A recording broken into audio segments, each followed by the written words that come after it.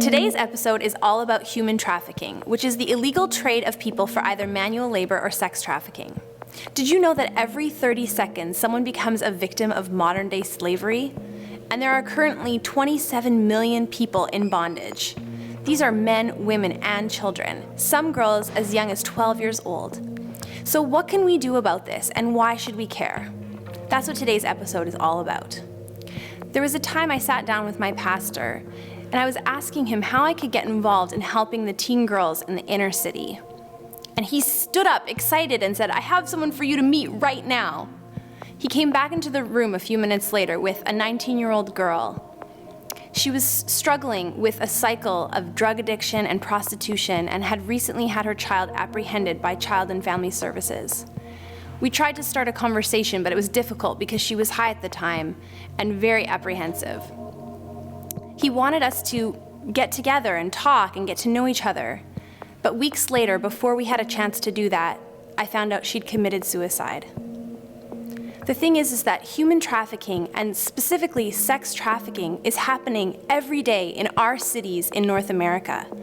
And there are so many things that we can do to both prevent this and help those who are caught up in it.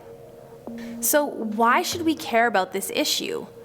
You know, other than the obvious, which is that it's a problem, and of course we should do something to help these people.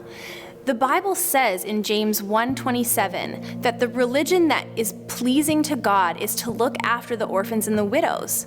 And Jesus says when he teaches that whatever we do to the least of these, we do for him. So it's really our job and our mandate as his followers here on earth to look after those who cannot speak for themselves. So what can we do to help? Well, first of all, get yourself educated about the issue.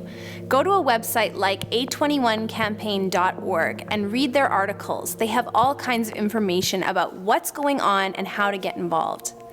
The other thing that you can do is make sure that you yourself or your friends don't get caught up in this. We might view this issue as a third world problem, but it's happening in North America.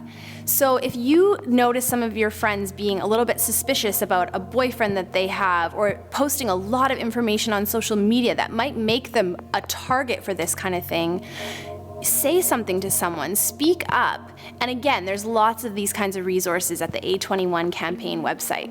And finally, there are a few things that you can do to help those who are enslaved right now.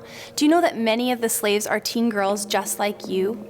One of the things you can do is pray for them. Get together with your small group or a few of your close friends and pray for those who are struggling. You can also write letters. The A21 campaign has a great way of you connecting with girls who are actually already in safe houses, who've been rescued out of slavery. And finally, you can raise money. Throw an event or a party and have this cause be the focus of your party. If we all choose to care about this issue and do something about it, we can make a difference. Right now, only 1% to 2% of people who are in slavery will ever be free. But if more of us care about this issue and act on it, we can make a bigger difference.